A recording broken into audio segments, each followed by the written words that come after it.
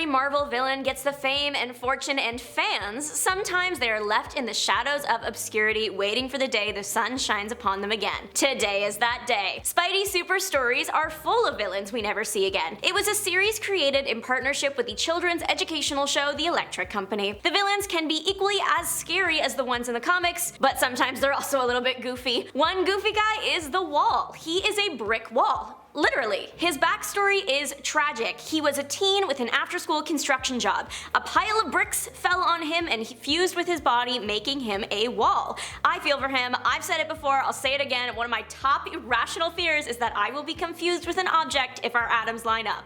Poor guy. He's very mad about his circumstance, valid, and takes his anger out on Spider-Man, who had nothing to do with it. And on Spider-Man's day off too. The battle took place at a baseball game because that's what Spidey was doing on his day off. It's very clear that the Wall survives. Him and Spider-Man get kicked out of the game and are seen chilling on a bench outside. But that's it. He's just gone after. The only other thing I can find about him is his Marvel Strike Force profile posted April 1st, 2021. Hopefully he's out there right now getting de-walled by one of the many geniuses of the Marvel Universe. From the X-Men side of it all, we have Spectra. The poor girl is from an unnamed dimension that was consumed by a world eater. She is the only survivor of the event, but there are also other universes that went through the same thing. She ended up joining a group of other survivors called the Magical Resistance. The Resistance encounters the X-Men, and believing them to be working with the World Eater, attack strike to kill style, forcing the X-Men to escape to different dimensions. When the Resistance meets the X-Men a second time, Spectra uses her lie detecting powers to figure out that they are all on the same side, and she helps the X-Men fight the World Eater. The World Eater is slain, causing a massive burst of energy. Spectra is able to fly into bodies to control them. She did this to Storm in the first battle,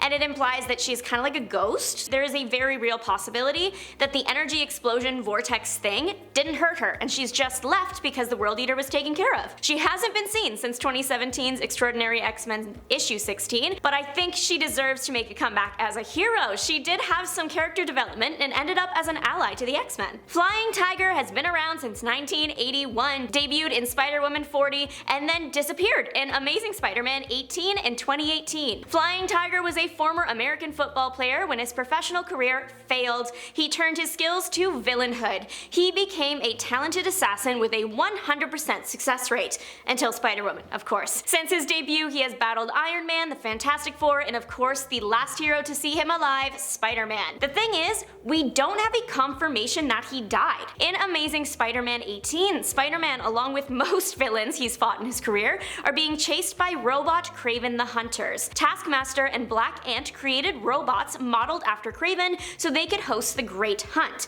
an event where the rich can pay large amounts of cash to get put in a virtual reality space where they control the robots and are able to get revenge on the villains that wronged them. The rich do not hold back. We see the iguana either die or get critically injured. Flying Tiger is tackled mid-air, and that's all we see. He's not in the comics after it, so it's unclear whether he escaped or not. J. Jonah Jameson may make Peter Parker's life infinitely more difficult than needed, but nobody deserves to have their birthday cake stolen, and by a villain, no less. The Birthday Bandit is another goofy villain created for the Spidey Super Stories. His entire thing is that he goes around ruining birthdays by stealing all the party supplies. The biggest birthday cake in the city currently belongs to the Triple J, and the Birthday Bandit wants it. He breaks into the building, grabs the massive cake, only to be webbed by Spider-Man. Unfortunately, the damage is done and the cake is completely ruined. Jameson walks into a smashed cake and doesn't know whether to blame Spider-Man or the Bandit. He does chuck a piece of cake at Spider-Man though, and poor Peter is forced to spend his day off in his birthday suit doing laundry. The Bandit is presumably sent to jail, but who knows if this wacky villain will make a comeback. Happy birthday to anybody who is celebrating today, but keep an eye out just in case the Bandit is still on the loose. Personally, with all the wacky villains that Spider-Man has had to deal with, I think we need a Lego Spider-Man movie the way that they did Lego Batman, because in Lego Batman they brought back all the random people he's fought over the years no matter how goofy they are, so I think we need one for Spider-Man. That's personally my choice for this, but let me know in the comments down below which hero you would pick. From the same universe and looking equally as ridiculous is Fancy Dancer.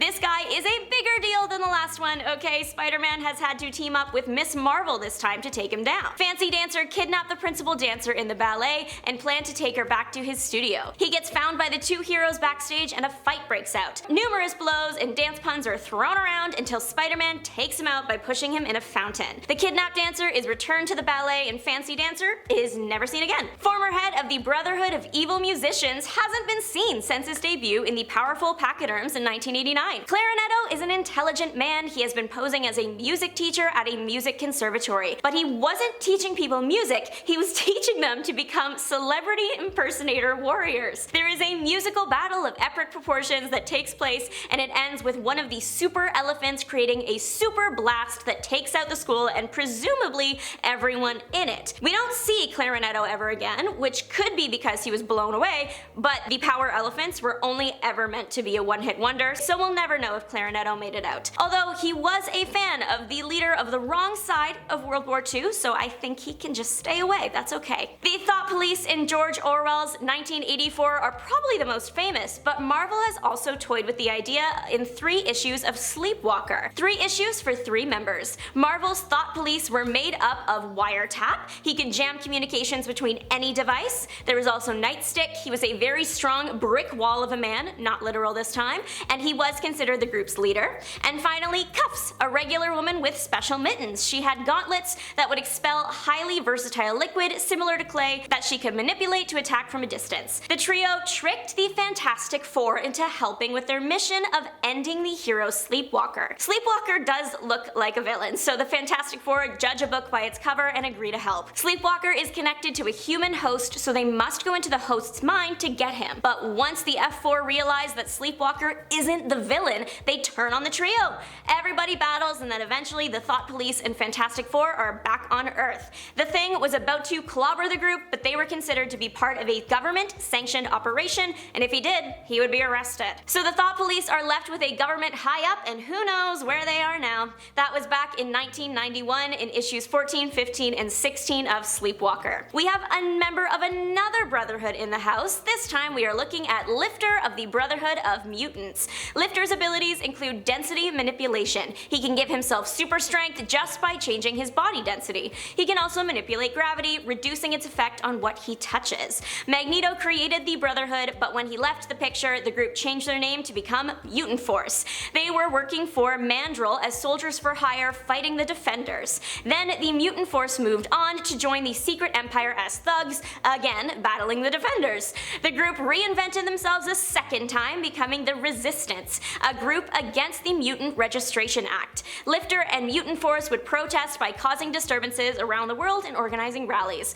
All good things must come to an end, and eventually the villain squad parted ways. Back in 2021, Lifter ended up volunteering to have his powers taken by Snark, so I think he has truly disappeared to go live a normal life. Good for him. This next man is iconic.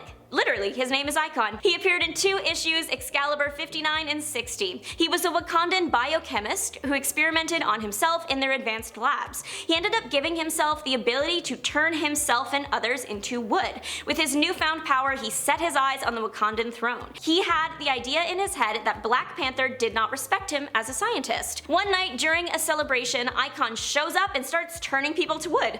Luckily, the Avengers are in attendance, something Icon did not plan for. He does have an ace up his sleeve. When someone is turned into wood, they are then under his control. Black Panther will not let the Avengers attack the wooden people as they are his subjects. But worry not, out of nowhere comes this guy called Jungle Man to distract Icon, giving the Avengers their moment to start the fight. Only Icon surrenders very quickly.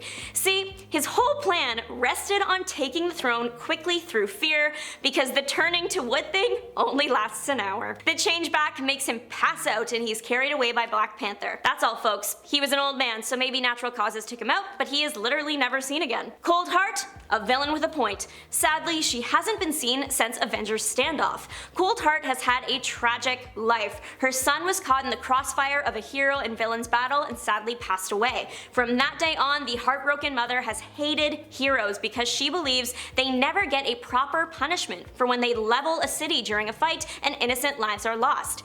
She has a point.